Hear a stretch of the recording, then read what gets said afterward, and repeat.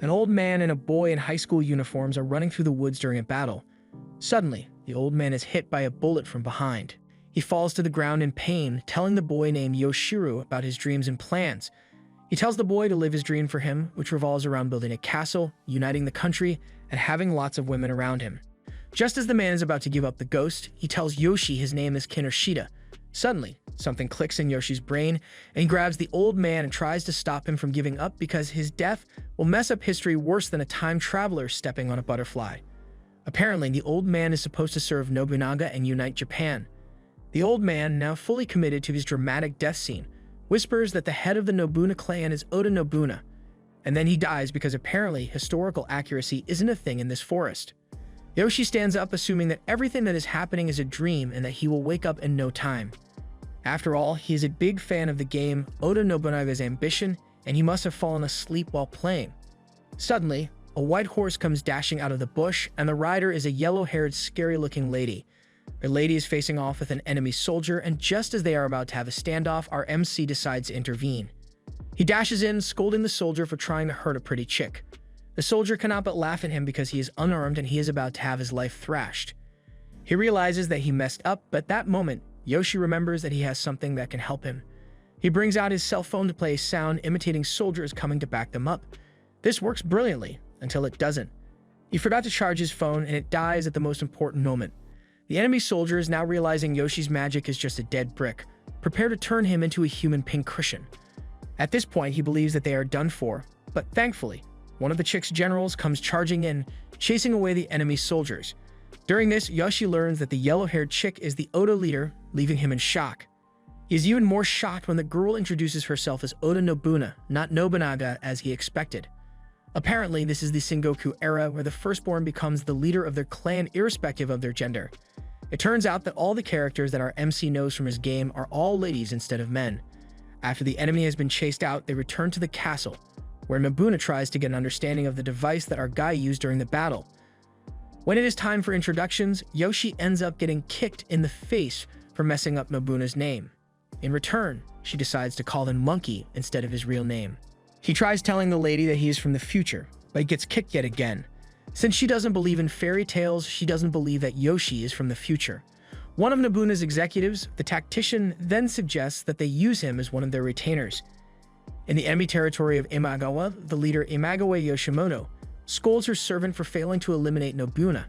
However, she learns that they almost had her but were saved by a guy named Monkey. Our boy is checking out a place to stay when he is suddenly whisked away by a little girl named Goemon, who has come to serve him in place of her master Kinoshita. Apparently, she is the dead old man's companion, and they share the same views and opinions. From that moment forward, Yoshi decides that he is going to live out the old man's dream. Meanwhile, there is another enemy growing and his name is Yoshitatsu. He plans to attack Nobuna, but his father, who is the Count of Mino, Saito Dozen, suggests they befriend Nobuna instead. Not long after this, he sends a meeting invitation to Nobuna. Before they learn about the location of the meeting, Yoshi decides to prove to the lady that he is from the future. He tells her exactly where the meeting will be happening, and just as he said it, it happens. When asked how he knows this, he simply replies that he has spent a lot of time playing the Ambition of Nobunaga and knows almost all of the events. Nobuna and his girls assume that he is speaking in some barbarian language because they can't seem to understand whatever shit he just spewed. On their way to the meeting, Nobuna is escorted by a large force, but unknown to her, Saito and his army are secretly lying in wait to eliminate her. Our MC knows this, and to prevent this, he tells Nobuna to order her men to light their rifles in preparation for an attack. When Saito sees this from his hiding place, he calls off the attack, thus saving the chick's life. Moments later, the two leaders meet at the said temple. Everyone is shocked to see Nobuna dressed in a beautiful outfit instead of her battle clothes. The meeting begins and Saito is surprised it's not going the way he wants. Nobuna bluntly tells him her intention to take over the Mino province since whoever controls it has a higher chance of conquering the entire nation. She gives a speech so inspiring it could have been ripped straight out of Naruto, but Saito isn't convinced. Saito understands her dreams, but he is not willing to let go of his province. Because of this, he decides that he is going to go to war against Nobuna. However, our nosy MC comes running into the building. He is given the chance to speak because Saito believes that it is going to be entertaining. However, Saito has his sword ready to cut off Yoshi's head if he says the wrong thing. Surprisingly, he tells Saito exactly what is going on in his head. Apparently, Saito knows that he can't defeat Nobuna, and going to war with her will only lead to the destruction of his legacy and the death of his sons. Saito is shocked to hear this, and he stands there in awe as Yoshi urges him to hand over Mino to Nobuna because she is the only one who can continue his dream. Upon hearing this, the old soldier admits defeat because he didn't expect someone 450 years from the future to show up.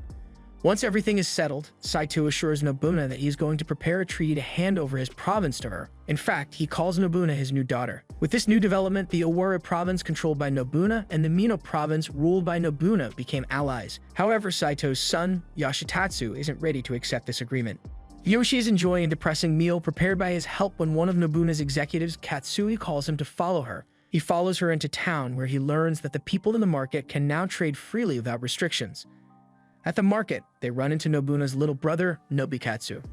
Nobikatsu calls his sister a fool, and Yoshi, being the loyal and slightly impulsive guy he is, moves closer to the boy and calls him a boor for insulting his sister. Katsu tries telling her MC to watch his tongue before something goes horribly wrong. Apparently, Katsu's official duty is to be Nobikatsu's aide. The little brat then reveals that he can't let his sister have a worry because the province will be left in ruins. Hearing this, Yoshi asks him if he has any plans for the province if he becomes the leader. Nobikatsu then reveals his grand plan for the province if he becomes the leader, providing rice jellies for everyone. When Yoshi points out that his plan isn't feasible, Nobikatsu changes it up and declares that he'll destroy all their enemies and bring cute girls to the province. Yoshi's eyes light up for a moment. He considers that getting cute girls isn't such a bad idea, but he quickly shakes it off. He tells Nobikatsu he's not fit to rule, which only makes the kid angrier, and he starts to rant that his sister is a fool who was hated even by her own mother. The little brat is still ranting about how he is supposed to be the ruler when he is suddenly smacked in the head by Yoshi.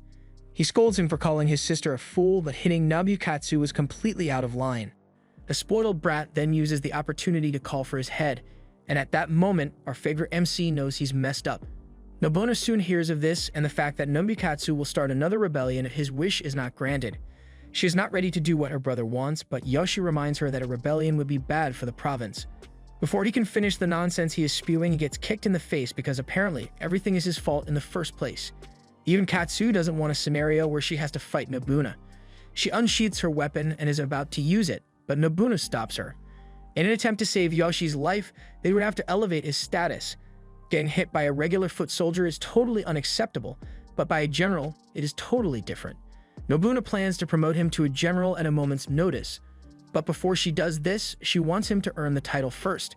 She gives him a small amount of money and orders him to bring a large quantity of rice with it.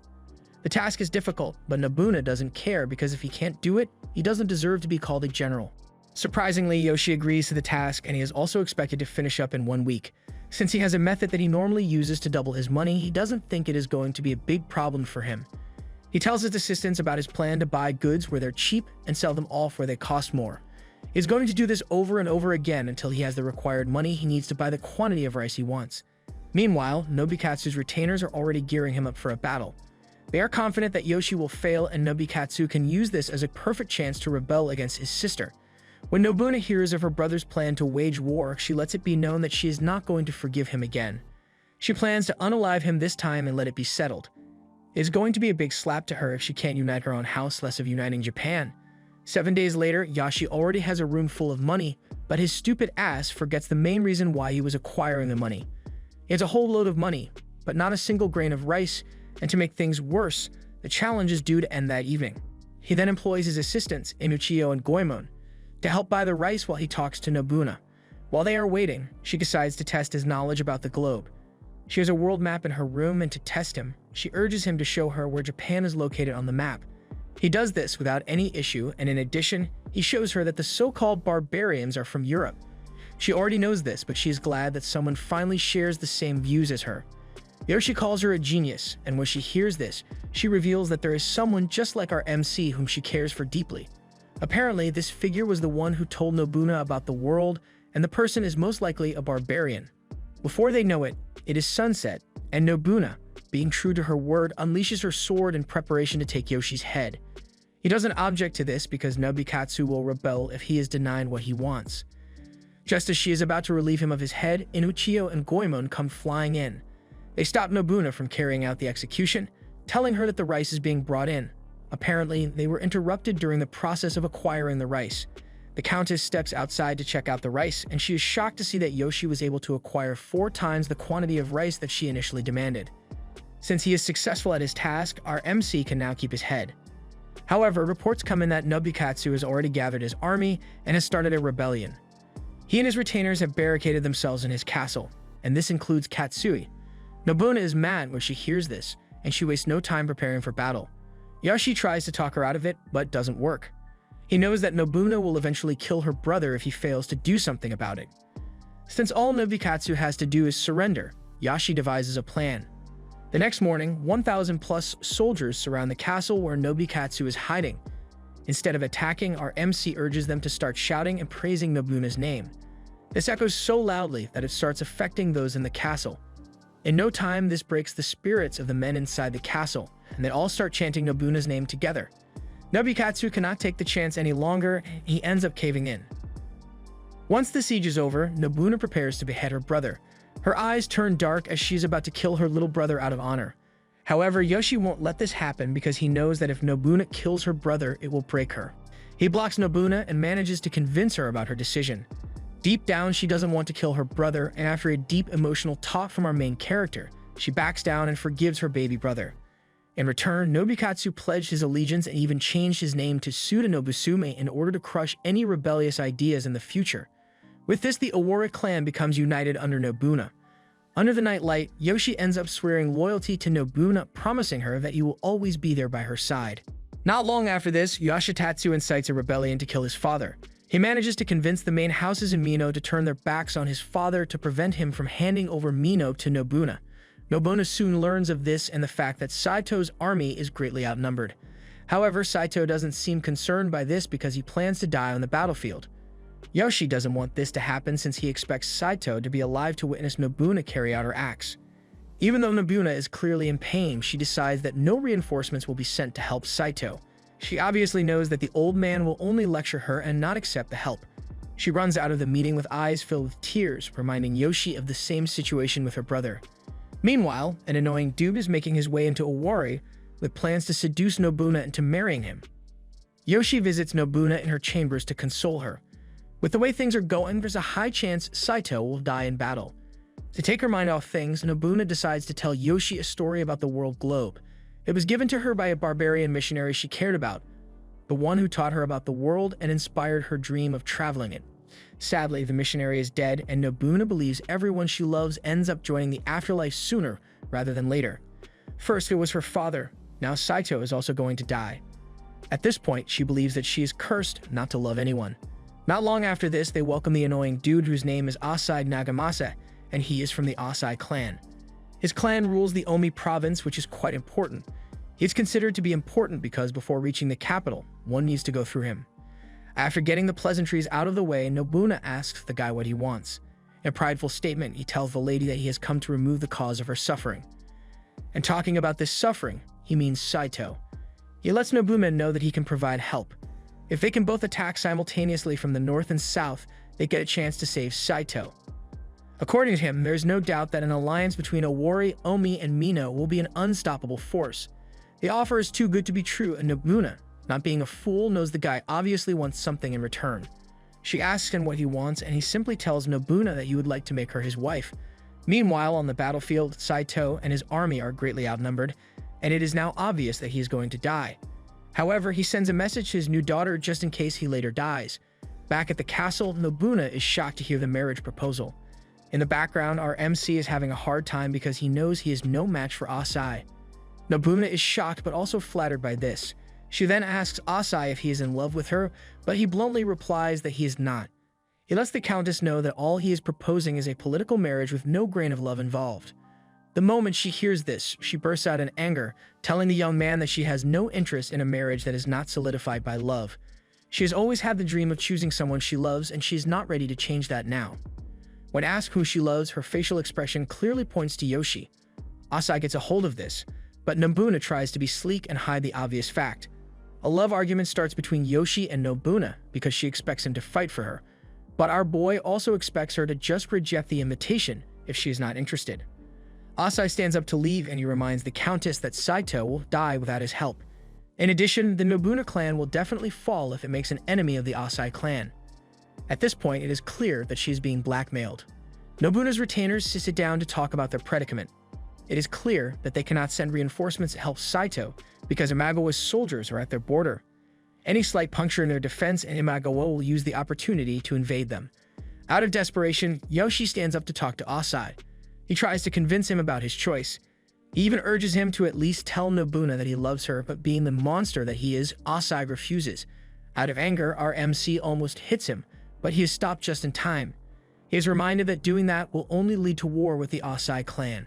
Asai adds salt to Yoshi's wounds by telling him that a relationship between him and Nobuna will never work because he is a lowlife, while Nobuna is basically royalty.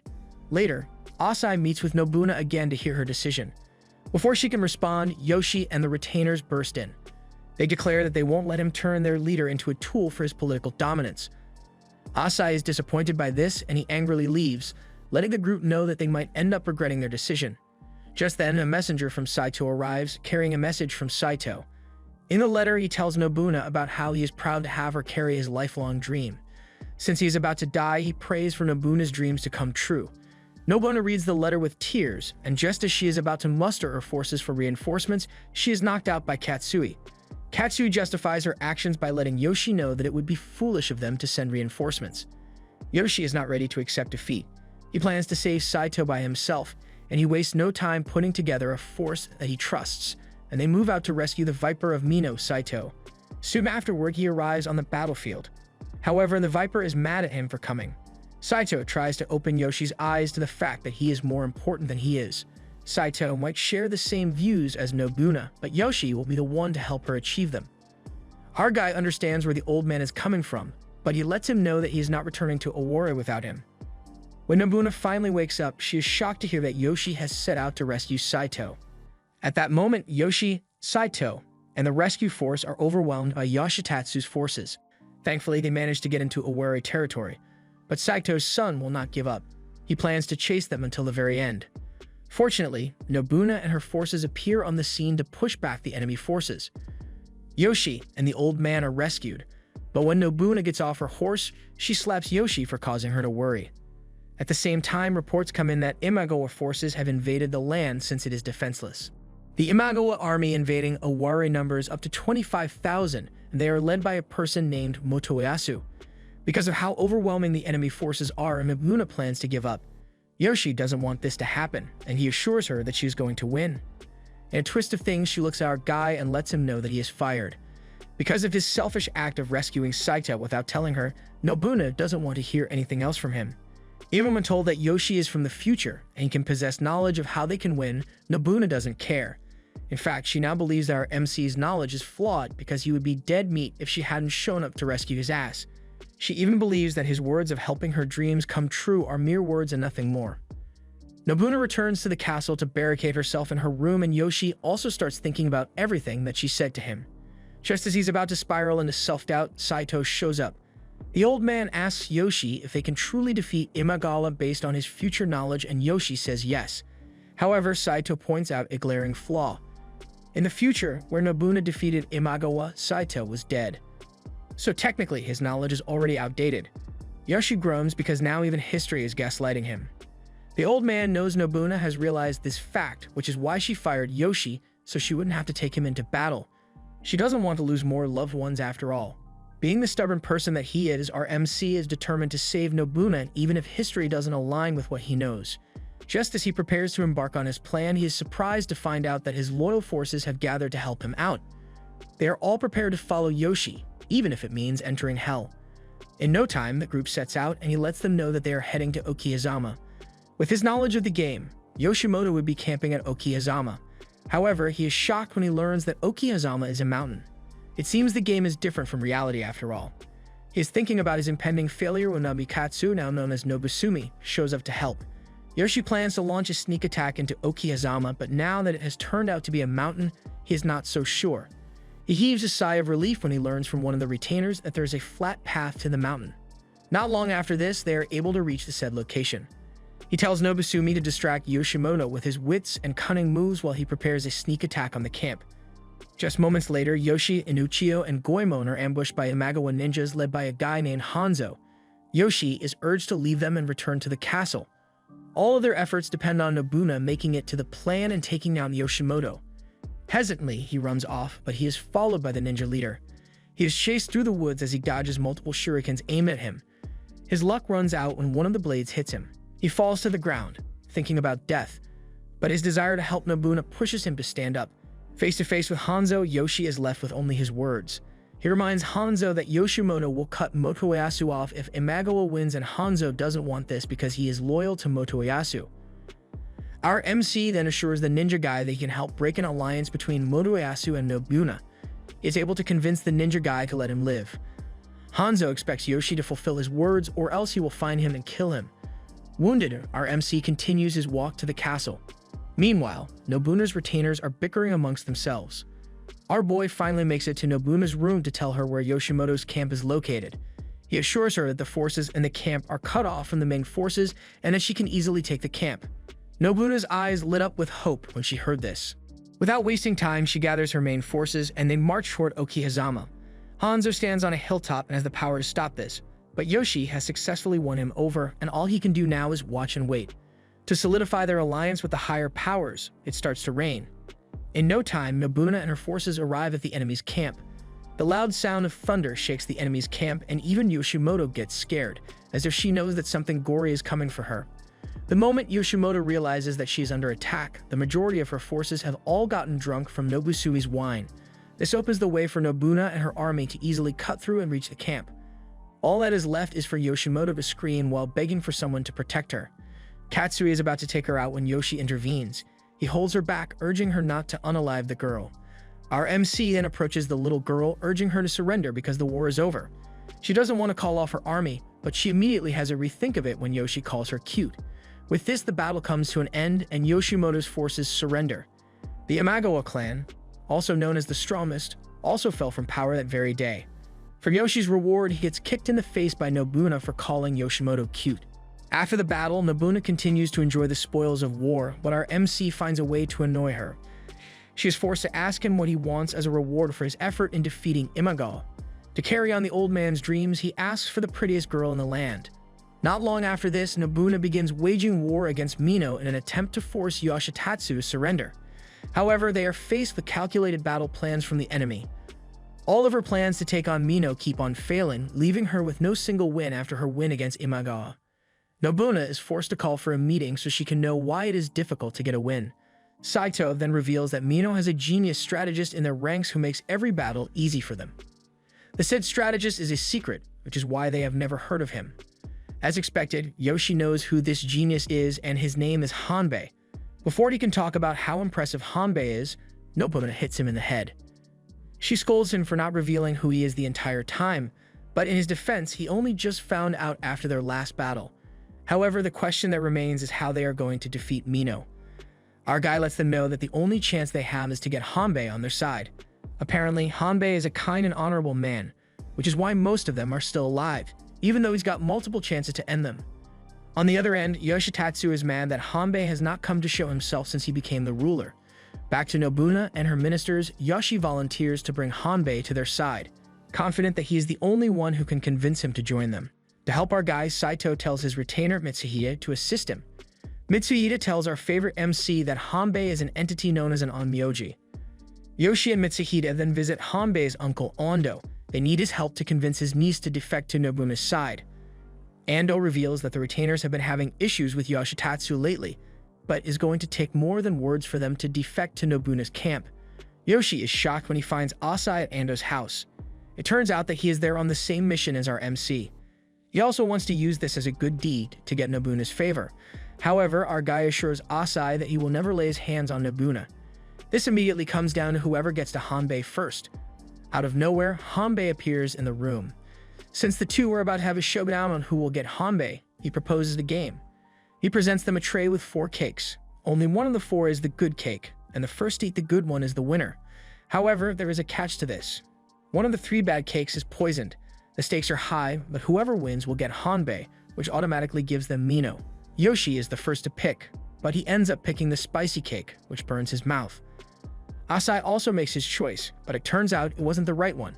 With 2 left on the tray, the 2 dudes pick separate cakes, but it turns out that neither is correct. Hanbei just laughs at them like a maniac, and in a twist of things, he transforms into a white wolf. He continues mocking them, but Inuchio is done having his nonsense, and she knocks him out. Panic breaks out as they believe that they have killed the strategist they wanted to turn. Just then, Inuchio feels something weird in the room. She wastes no time cutting down the door leading to a small closet. Inside the closet is a small girl, and surprisingly, she is the real Hanbei.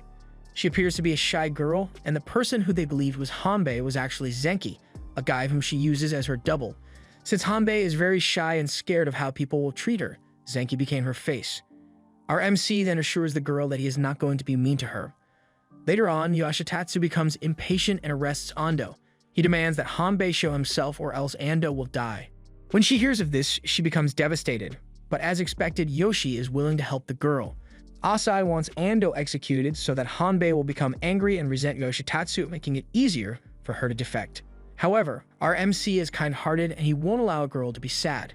After confirming that Ando is still alive, he tells Inuchio and Goemon to rescue him while he tries to convince Yoshitatsu that Hanbei is not his enemy. Not long after this, Asai and Yoshi escort Hanbei to meet with Yoshitatsu. Everyone in the room is shocked when they learn that the great strategist is just a little girl. While the meeting is ongoing, Goemon and her peer have rescued Ando. They are now waiting in the ceiling to rescue Yoshi and Hanbei in case things go south. Yoshitatsu shows how much of a weakling he is as he starts to accuse Hanbei of treason. He is desperate to make the girl look like a bad person just so he can assert his dominance. Yoshi cuts in, opening Yoshitatsu's eyes to how wrong he is. However, Yoshitatsu is not a man to reason with, and he orders his men to kill Yoshi and Asai. The two stand up to defend themselves, and this is when Count Yoshitatsu notices the crest on Asai's blade. This raises his suspicion, and to make his situation less dire, Asai also exposes Yoshi's cover. He tells the Count who Yoshi is in an attempt to deceive him into thinking that he is on his side. However, this blows back on him. The Count doesn't care, he just wants them dead, and that is it. Thankfully, Goemon and her peers hit the room with smoke bombs. Before they can rescue Hanbei, Yoshitatsu grabs her, revealing his plan to make the girl his concubine. This angers the girl, forcing her to release multiple spells that knock out Yoshitatsu and his men. When the dust settles, Yoshi realizes that they have control of the castle, but Hanbei is burning with fever. Without hesitation, Yoshi sacrifices the castle to get Hanbei to safety. When Hanbei wakes up, she thanks our guy for saving her, and because of how he has acted, she defects but swears fealty to Yoshi and Yoshi only. Continuing with their plan to take Mino, Nobuna and her team know that building a fort at Tsunemata will guarantee their win, but there is one big problem. Inabayama Castle, where Yoshitatsu resides, is close to the location. Any attempt to build anything in the area will be met with overwhelming force from the guy. However, they need to make this work somehow because this is the only way they can take Mino.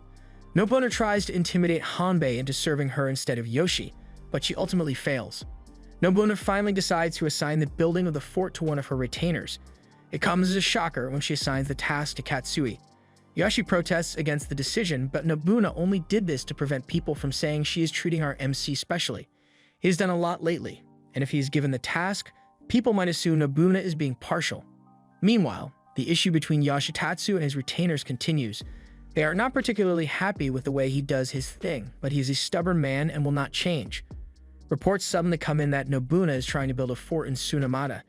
You waste him time in sending out his forces to destroy the fort before it gets anywhere. Katsui and her men try their best to hold off the enemy but fail. They are forced to retreat and abandon their plans to forcefully build the fort. After Katsui, the task is given to two others, but even they fail at it. Yoshi then visits Nobuna in her chambers in an attempt to get the task. He doesn't want any more souls to die, and he assures Nobuna that he already has a plan. Nobuna finally agrees, and before awarding him the mission, she gives him a gourd, which signifies his position as a general. Their plan is to build the fort overnight, while Nobuna takes her main forces elsewhere to distract Yoshitatsu. When the stubborn Yoshitatsu hears of this, he sends his two remaining retainers to go after Nobuna and bring him her head. He assures them that his staying back at home is all part of the plan. When Nobuna hears about Yoshitatsu's movement, she is glad that their plan is working. All they have to do is keep his forces engaged until our MC is able to finish up the fort. Yoshi employs a technique from the future, building the fort structures in the woods and moving them to the site. It's like IKEA, but with more samurai, he explains to the workers. Nobuna soon receives reports that Yoshitatsu's forces are going through a different route, which is a tiny one. Apparently, he was trying to draw them in. She knows this is a big risk since Yoshi will be expecting her to return to Tsunemata before he is overwhelmed. She starts her journey to engage the enemy forces, but she is ambushed in a small town. This gives the enemy forces the chance to corner. While Nobuna fights the enemy, our MC is doing his best to make sure the fort comes up before dawn. In the heat of battle, something unexpected happens. Gunpowders that have been stored in the area start to explode, leaving a wall fire to trap both forces inside. It turns out that Yoshitatsu plans to sacrifice his retainers alongside Nobuna. By dawn, Yoshitatsu receives reports about the battle, and he is glad that he has won. He is about to start celebrating when he learns the fort has been built in Tsunemata. At a moment's notice, his men march toward the fort to destroy it. It is left to Yoshi and his forces to hold back the enemy before Nobuna shows up. Meanwhile, Nobuna is still trapped in the fire. Instead of fighting the retainers, she manages to convince them to defect to her side. Once they are all on the same page, she tells her men to search the area for gunpowder. Yoshitatsu's forces have started closing in on the fort. One of the enemy forces gets very close and aims his gun at Yoshi. He pulls the trigger, but Goemon jumps in to save her boss. She gets hit, leaving her boss to scream out in agony. To open a path, Nobuna ignites the remaining gunpowder to blow away the wall of fire. Even the retainers are shocked at her ingenuity. They now realize why Saito wanted to ally himself with the lady. Nobuna hurriedly rides to Tsunemata, praying that she gets there on time to save Yoshi and the fort. The battle at the fort intensifies and the enemy has started to overrun them. Our main character carries Goemon in his hands while he screams out Nobuna's name. By the time Nobuna arrives, all she sees in the distance is thick smoke coming from the location of the fort. She gets off her horse and starts to cry, but suddenly she sees Yoshi waving at her from inside the smoke. She heaves a sigh of relief to see that her beloved is still alive. Nobuna immediately orders her forces to charge toward the fort. Even Yoshitatsu is shocked when he finds out that his plan failed and Nobuna is still alive. Asai assembles his forces to try and exploit the situation, but Nobuna already anticipated this. She has sent one of her retainers to make sure no one interferes in the battle. Nobuna pushes back the enemy, and in a moment of joy, it turns out that the bullet hit Goemon's chainmail, which only knocked her out. Nobuna wins the battle, and finally she's able to acquire the Mino province. She then renamed the Inabayama Castle Gifu Castle, which translates to stepfather. After the battle, Yoshitatsu is expecting the death penalty, but surprisingly, Nobuna lets him go, even with the threat that she might regret it later. Saito is also not in line with Nobuna's decision, and he angrily leaves the room. Later on, Yoshi finds the old man, letting him know that Nobuna only spared him the guilt of killing his own son. He further opens his eyes to the fact that Nobuna now sees her as a father, which is why she renamed Inabayama to Gifu. Soon after, the nation's capital come under attack from the three big families known as the Miyoshi III. The rulers, the Ashikaga, were unceremoniously booted from power, leaving the country in a chaotic, leaderless mess. The news barely has time to settle before Nobuna calls an emergency meeting. Her people gather, bracing themselves for another round of war strategy and probably a few moments of Nobuna being Nobuna. The topic of discussion? Marching to the capital to restore order. Mitsuhide, ever the tactician, suggests installing Imagawa Yoshimoto as the new ruler since she carries Ashikaga blood. Nobuna is so impressed by the suggestion that she actually pauses for a moment before showering Mitsuhide with praise, probably the closest thing to an Employee of the Month award in this era.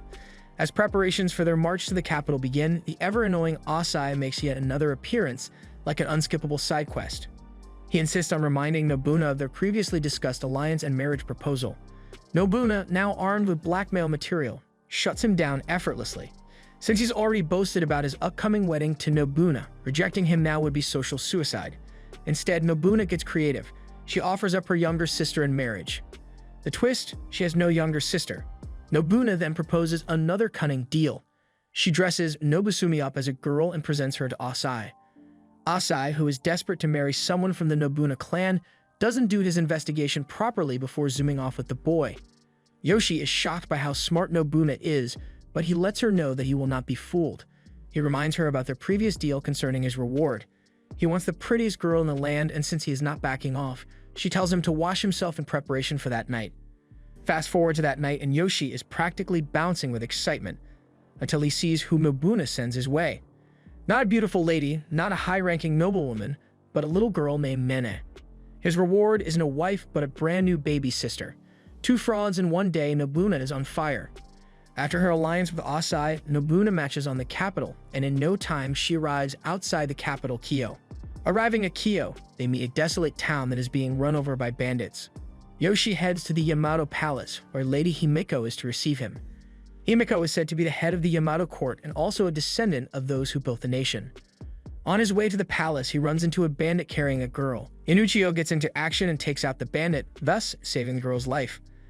Our guy can feel a strange aura coming from the girl, and when she suggests that they leave the scene, he somewhat agrees without any argument. Meanwhile, behind the scenes, the Imperial advisor Konoye and his shadowy associates are revealed to be the masterminds behind the capital's downfall. Furious that Himeko remains free, Konoye sends in Danjo, a ruthless woman with a betrayal record longer than a history textbook. Elsewhere, Nobuna continues her rampage through enemy territories, showing no mercy to those who stand in her way. Later on, Yoshi runs into a troublesome girl, Bantenmaru, who is accompanying a European nun. They are surrounded by bandits, but Bantenmaru and Inuchio take care of the bad men. After the fight is over, the nun introduces herself as Louise Froisse, a missionary from France. She explains how she was turned away from the court, a place she thought would help her.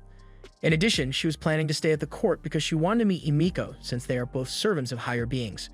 Apparently, it is her dream for the nation to be united and have a community where everyone can live happily. After hearing her wish, Yoshi calmly looks at her and assures her that her wish will come true. As long as you don't give up, it will come to reality, he says. Nobuna continues her conquest, and when she gets to the last castle separating her from the capital, she sends out a surrender notice to those in the capital. She doesn't want to harm them, but if they choose not to surrender, she wants them to run.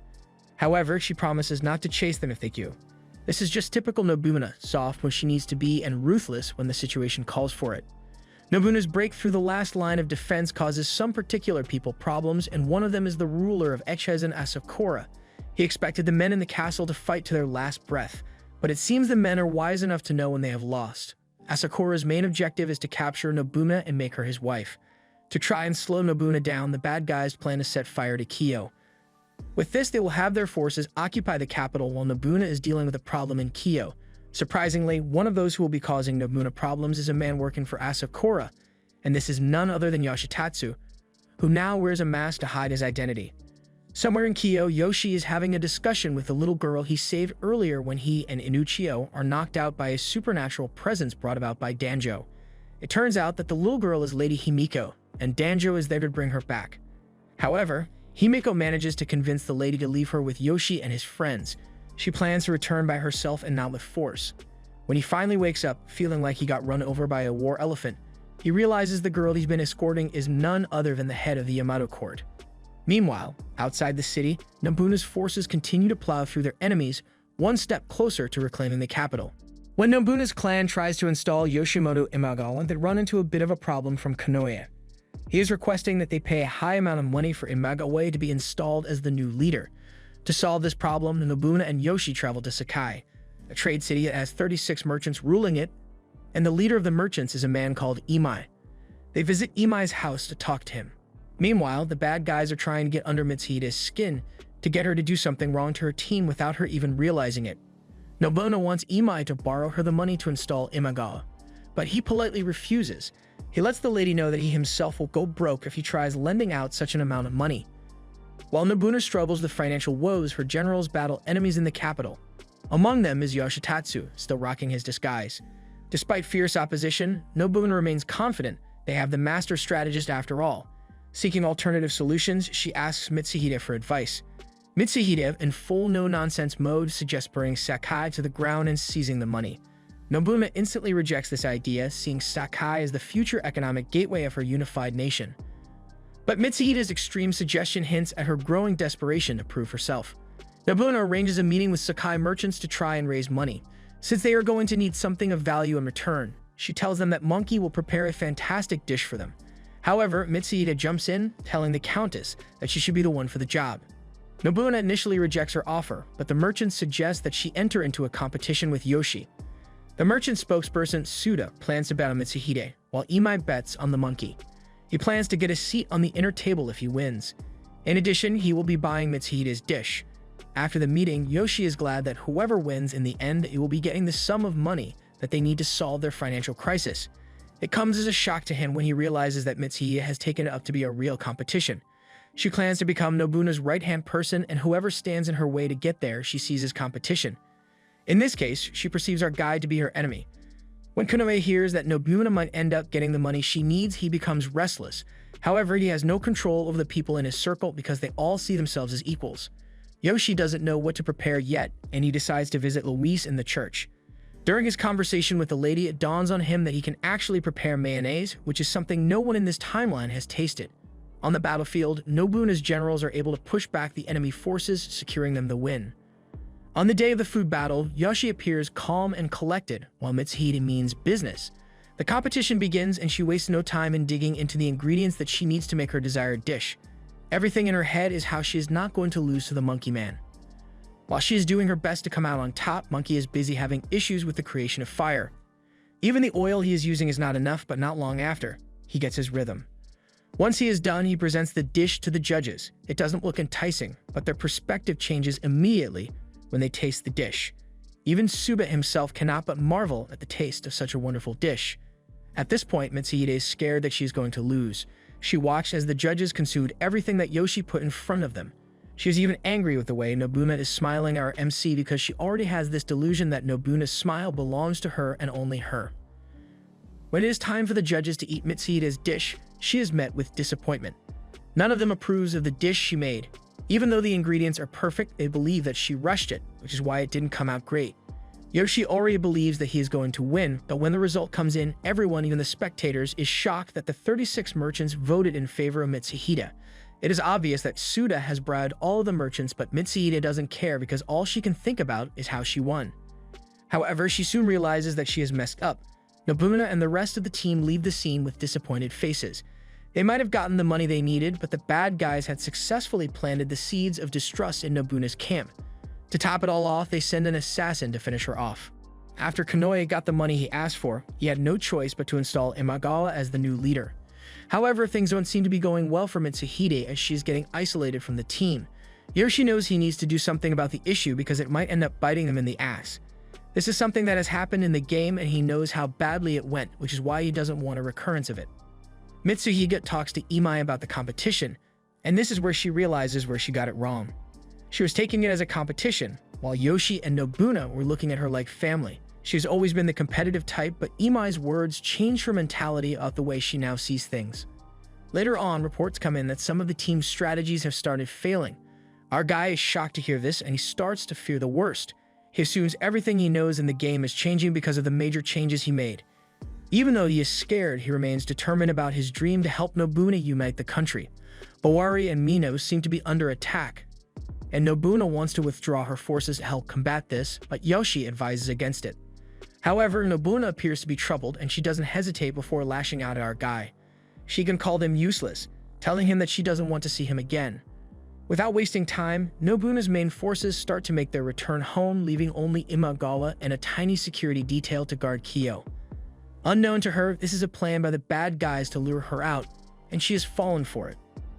With their plans underway, Asakura leaves to intercept Nobuna, whom he plans to marry. Unknown to him, Konoe is planning to kill Nobuna. While preparing to leave, the assassin sent after Nobuna finds Yoshi and kidnaps him in an attempt to use him as bait to lure Nobuna out. Nobuna calls Mitsuhide to tell her that the city's protection is in her hands and the hands of her forces. She wants Mitsuhide to defend it with her life until she returns. Mitsuhide, who has been looking for ways to redeem herself, sees this as the best opportunity to do so. Just when Nobuna is about to ride out, she learns that Yoshi has been kidnapped. She wastes no time in tracking down the path of the assassin. She hopes to find the guy safe and sound because she wants to apologize to him. Our MC offers the assassin 3 times the money he is promised, but he doesn't care about this. He cares about the fame that comes with the fact that he is the one who kills Oda Nobuna. He is an assassin, so he obviously does not want peace and unity in the land. Not long after this, enemy forces invade Kyo in an attempt to reach Yoshimoto. Mitsuhide orders her forces to barricade themselves in and lay siege. She plans to play defense until she is able to wear out the enemy. She stays on guard in front of Yoshimoto's chambers, but moments later, Danjo shows up to take Yoshimoto's head. Determined like an ox, Mitsuhide is ready to defend the ruler with her life. As Nobuna gets closer to where Yoshi is, the assassin lays in wait with his sniper, ready to kill her once he gets the perfect shot. Our guy knows that he needs to do something or else Nobuna will die while trying to save him. Luckily, his cell phone was beside him. He prays that the cell phone comes on, even if it is just this once. The fight between Mitsuhide and her opponent intensifies, and when Danjo tries taking her out with illusions, Mitsuhide causes herself pain to escape. Danjo is impressed with the girl's determination but tells her that it is a waste because Nobuna is already marked for assassination.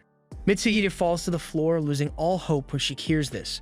Out of nowhere, she hears a gunshot from behind, and guess who? It is none other than Nobuna herself. It turns out that Yoshi was able to distract the assassin, which caused him to miss his shot. However, he escaped before Nobuna could reach him. Now that Nobuna has arrived with reinforcements, Danjo is outnumbered. She tries to harm Mitsuhide, but Yoshi saves her just in time, letting her know that she is still a member of the family. More people soon arrive to back Nobuna up, and at this moment, Danjo realizes that she is wrong about the Countess. She is someone that she should serve and not kill. Danjo drops her weapon and surrenders herself to Nobuna. Once the battle is over, a new order and governing power is put into place. This marks another step toward Nobuna reuniting the country. Later on, Yoshi and Nobuna visit the temple. This is when they learn about Himiko's powers. Apparently, Himiko can see someone's true personality once she touches them. She already knows the kind of person Yoshi is just by touching him. She assures Nobuna that she is a good person, backing her up, but also lets her know about Yoshi's obsession with girls.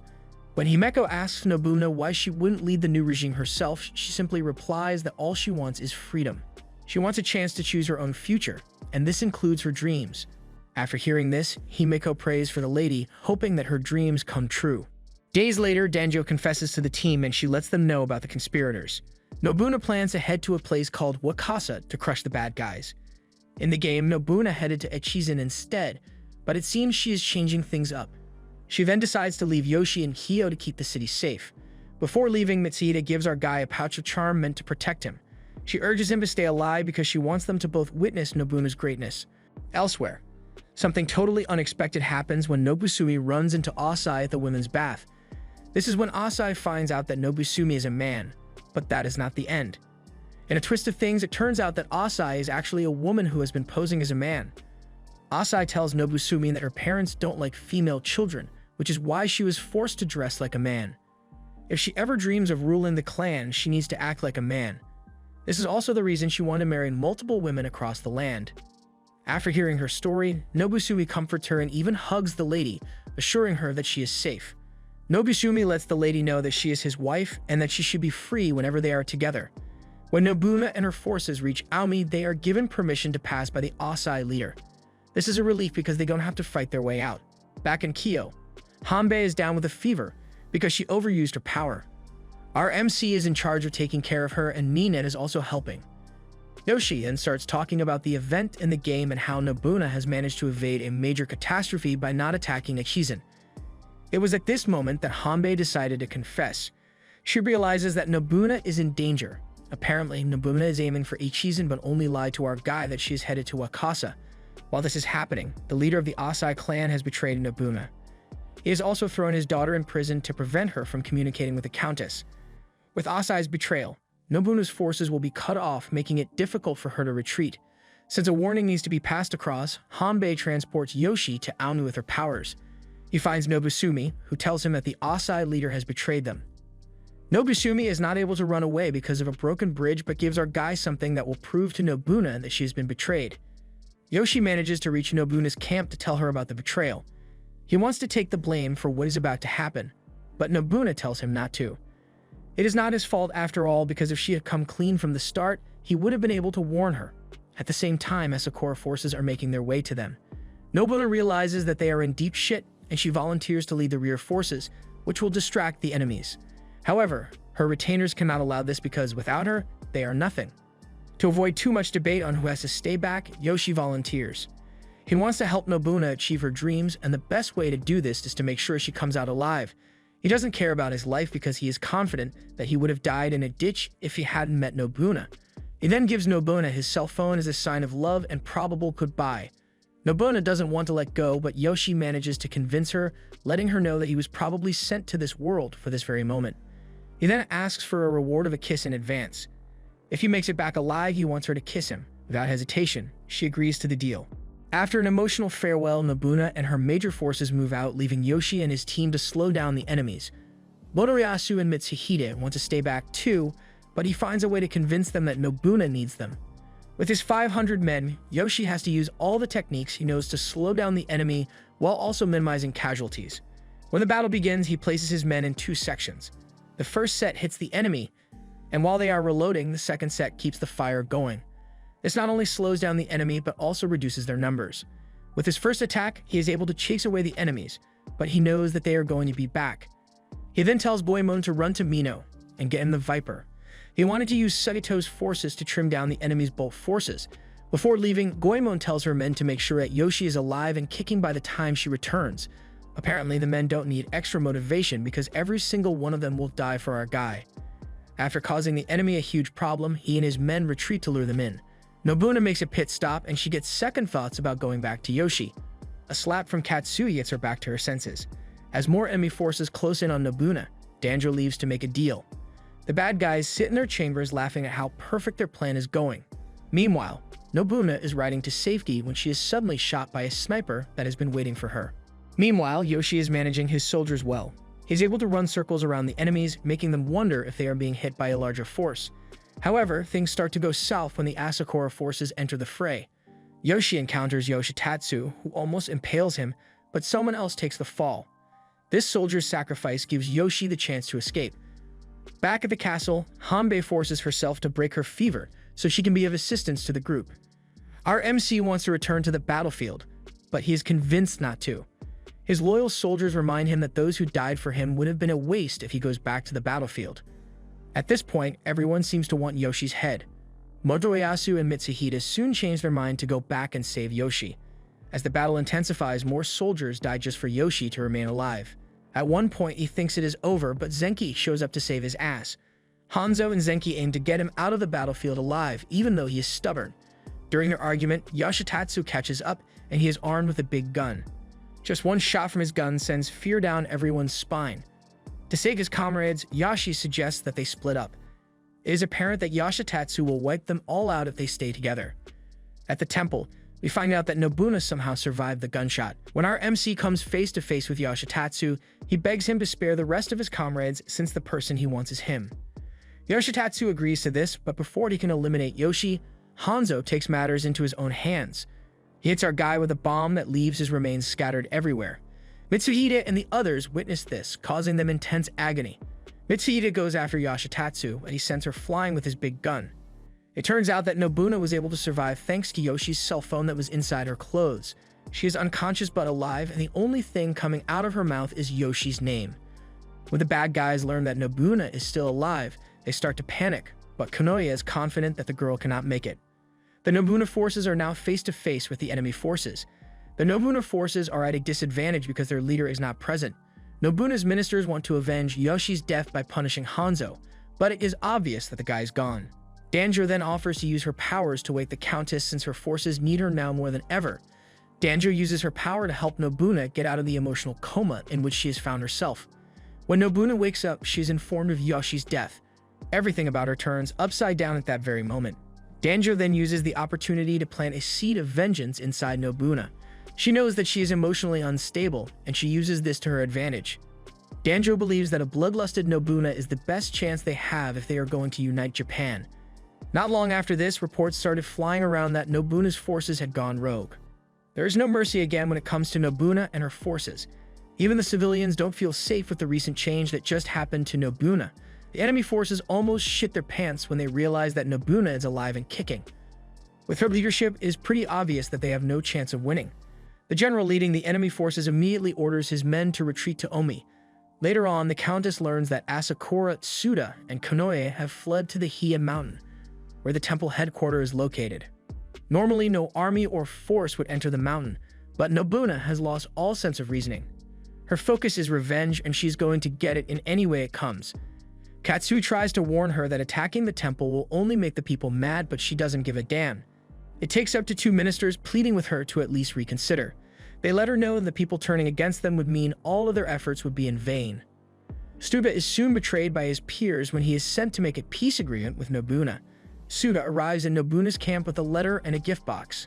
When she opens it, she is shocked to see the head of the monkey's statue, which basically means Konoye is mocking her lover's death. This is the final straw for Nobuna, and she finally snaps. She gets on her horse and starts riding to the temple. Her retainers have no choice but to muster all the forces to ride with her too. As she heads to the temple, Nobuna already has her sights set on killing everyone involved in the mess. Unknown to Nobuna, she has fallen for Konoye's tricks. He actually wants her to come to the mountain while he secretly takes the city with the forces he has prepared beforehand. In addition, Konoye is confident that he will be able to kill Nobuna when she arrives at the mountain. Asakura, on the other hand, has plans of his own. He tells his trusted generals to capture Nobuna alive since he wants to make her his wife. Back at Nobuna's camp, her allies know she needs to be stopped before things go from bad to Japan's on fire. Hanbei, Nene, and the others desperately wish Yoshi was still alive to fix everything. Hanbei, however, has a hunch that their chaos-loving monkey isn't actually dead. And wouldn't you know it, she's right. Turns out Mitsuhide survived the explosion, and Hanbei explains what really happened. Instead of killing Yoshi, Hanzo actually saved him. That explosion was just a smoke bomb, giving Yoshi a chance to pull a classic anime escape by vanishing through a hole beneath him. Now, out in the woods, Hanzo, Motoyasu, and Goemon are playing an intense game of Find the Protagonist. Thankfully, Mitsuhide finds him first, thanks to the charm pouch she gave him earlier. As Nobuna gets closer to the mountain, a bunch of gunpowder set in place explodes, knocking her off her horse. Mitsuhide gets Yoshi into a cave, where she wraps her body around his to keep him warm. When Nobuna regains consciousness, things don't seem to be going her way. Konoye has set fire to the mountain to try and implicate Nobuna. He is confident that this trick of his has eventually turned Japan against Nobuna. All of her plans to unite the country have just been dumped in the trash. Even the priest is shocked at how far Konoye is willing to go. He tries to grab Konoye, but he gets knocked out. Asakura witnesses this and realizes that Konoye is nothing but a snake. Nobuna stands in front of the fire and destruction, realizing that Yoshi is right all along. When Katsui runs into Asakura's trusted soldiers, she easily displaces them, letting them know how far apart their difference in strength is. When Asakura realizes that his plan is nothing but a farce, he and his soldiers withdraw, aiming to meet Nobuna in the future. Nobuna soon runs into the masked Yoshitatsu, and he seems hell-bent on taking down Nobuna. All the while, the search for Yoshi continues. The fight between Yoshitatsu and Nobuna seems one-sided as the guy proves to be overwhelmingly stronger than her. Just when the muscle head prepares to finally finish Nobuna, her retainers appear to save her. Yoshitatsu then ignores Nobuna and goes after her retainers instead. He even tells her where she can find Konoye. Nobuna finds Konoye waiting for her, and he is armed with a sword. Konoye explains that everything he had done was to make sure that the status of power remained the same. He believes that the poor should remain poor while the rich get richer. A fierce sword fight ensues between the two, and after a few sword clashes, Konoye gets the edge on Nobuna. He dashes toward her with everything he has and tries pushing his sword into her, but Nobuna survives the attack thanks to Yoshi's phone yet again. This gives Nobuna the chance to deliver her own fatal blow. She slashes Konoye in the face, causing him to stagger backwards. Out of nowhere, a fiery pole comes crashing down to kill him. After defeating her enemy, Nobuna starts to contemplate death since the only person she loves is dead. At that moment, Yoshi emerges from behind the fire. He runs toward Nobuna while calling out her name. She assumes that she is in dreamland, but nonetheless runs toward our guy too. The two hug each other, and Nobuna doesn't hesitate to scold Yoshi for leaving her behind. The two are about to share a passionate kiss until Nobuna realizes that the rest of the team is watching. She immediately switches up and hits Yoshi instead. Even though she's acting all tough, everyone knows that she is head over heels for the guy. Meanwhile, on the other side of the battlefield, Yoshitatsu retreats, but not before making it very clear that this isn't over. He'll be back. And just like that, the civil war continues. Japan is still on the brink of chaos, but Nobuna, ever the determined leader, pushes forward, ready to fight for the unification of the nation. And so the legend of Monkey and Nobuna continues.